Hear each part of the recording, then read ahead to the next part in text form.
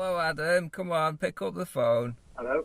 Is that Adam? It is. Adam Tomkinson. Hi, Adam Tomkinson. Hey, Adam Tomkinson. This is Mike and Charlie. How are you? I'm good, thanks. How are you, Mike? I'm tremendous. I'm also okay. What are you doing at the minute? Just looking out of my window, just watching the world go by.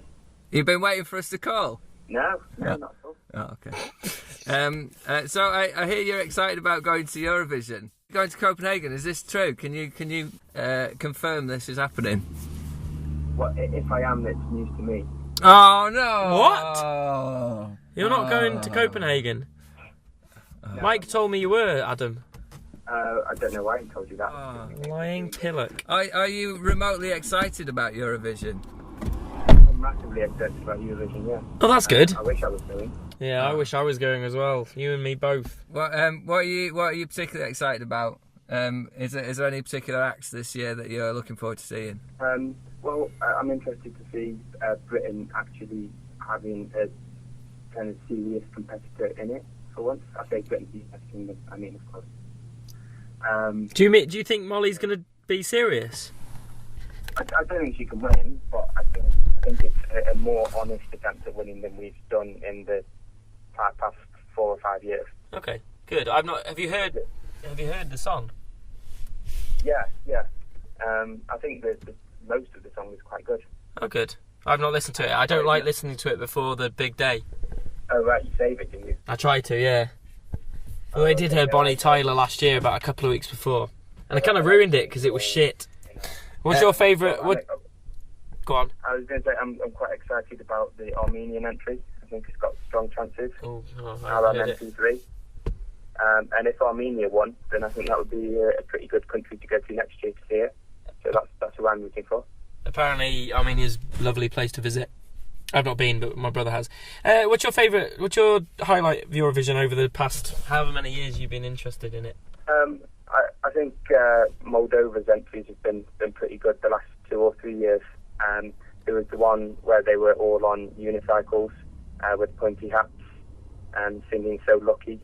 That was pretty special. That was pretty special.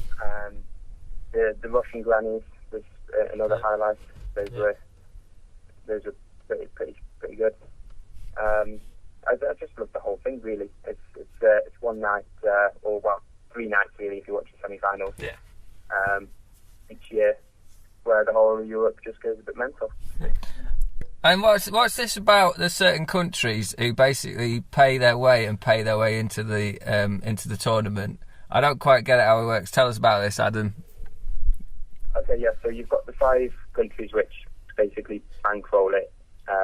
So without the UK, France, Italy, Germany, and Spain paying for it, it wouldn't really happen.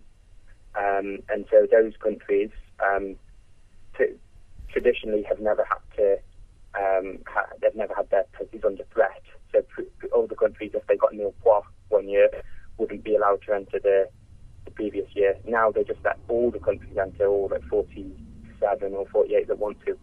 And there's a semi-final system to decide the 20 odd that actually get to perform in the final. But those 5 countries that bankroll it aren't subject to that semi-final, so they get a guaranteed place in the final every year, along with the host nation. So UK is one of these that bankrolls it. Is that the taxpayers? What is it? Where does this money come from?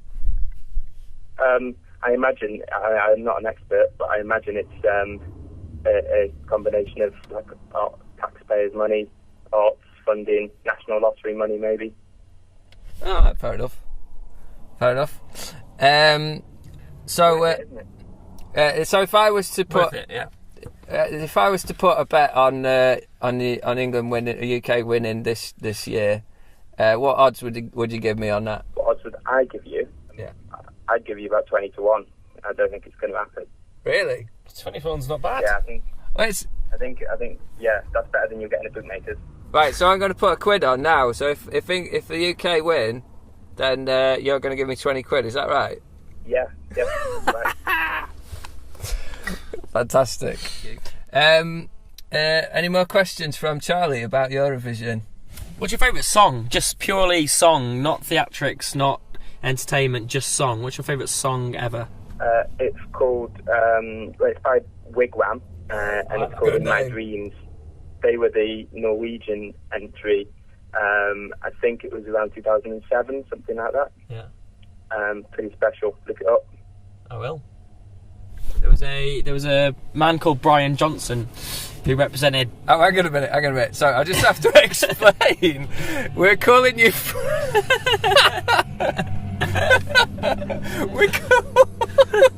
Sorry, this is so random. Right, so we're actually calling you not from the radio show Broadcasting House, which is in Oxford. We're out with Charlie, and I've just been for a barbecue with Charlie at his house, and we decided where's the best place to call Adam from. We're calling from the car, and then it's nice and quiet. And then we got to the car and realised there was no reception. So we had to drive out to a lay-by. So we're actually in a lay-by somewhere out near Stanlake.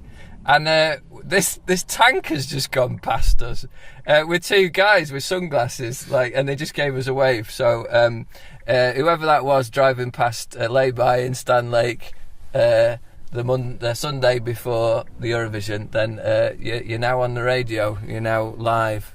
Sorry. What were we saying? Did we finish that off? We just got completely sidetracked there. Oh no, my favourite song was I can't remember the year. I think it was the late 50s. His name was Brian Johnson or something along those lines, and he was representing the UK. And his song was called "Looking High, High, High." And if you go on YouTube, if you've got a computer, I implore you to look that up because it's a cracking song. There you go. That's a top tip. I'll get on that. I'm not familiar with that one. Yeah, have a look. Have a listen. Do you have any favourite comedy moments from Eurovision at all that you can think of? Well, I mean, Wogan was always pretty good for a bit of comedy.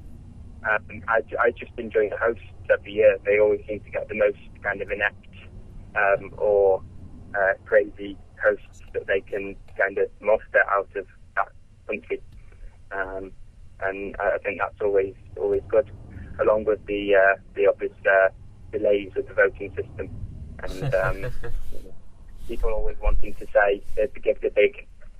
They all really just want the points from them at that stage. They're the 42nd country that have been on giving their points, and the winner's already decided, but the guy decides to give a long 5-minute spiel about how much they enjoyed the show. They do like to drag it out a bit. Are you familiar with the Franco story? No, I don't think I am. Right, here's one for you, Adam. In 1971, Cliff Richard represented us, the UK, with a well-known song called "Congratulations," and he was a strong favourite alongside the Spanish artist. So I'm not sure who the name was, but you're familiar with the Spanish dictator Franco, who caused the civil war in Spain. He was an avid Eurovision fan and really wanted Spain to win. So he sent his minions across Europe to rig the voting by paying off the powers that be in each of the countries to vote for the Spanish entry that year in 1971, and then end up winning by 1 point. So Cliff Richard finished second by 1 point, by points, shammed points. He was bought out. Yeah. There you go. That's a good story for you, isn't it? Good fact. Good fact. That's a great story. That's the top Eurovision fact. Yeah. I'm going to be regaining many people with that on Saturday night. Excellent. I'd look it up on the internet first to check its authenticity. It could be absolute rubbish. No one else will, so... No, there you go. Right, okay, well, thank you very much, Adam. It's been lovely speaking to you. Are you enjoying the show so far? Yeah. And Ringing endorsement. any the good work. any tips or any musings on the theme tune, anything like that? Well, just more eating, I think. More eating. Yeah, grind some more on, and yeah, just keep eating. Keep eating. Maybe talk more about what you're eating. I think that's Maybe you could cook. Maybe a cooking podcast. Oh yeah, we could do a cooking podcast. Yeah. We should have done that while we were having a barbecue. Charlie made some fantastic flatbread with garlic and chilies mixed into it and shoved it on the barbecue. That was quite good. Retrospective cooking there. Yeah. All right, well, lovely to speak to you, Adam, and thank you very much for being our very first guest on Me and Charlie on the radio show, and enjoy the rest of the evening. Thanks, Adam. Enjoy next weekend. Pleasure. You too. Cheers, guys. Fairly well. See ya.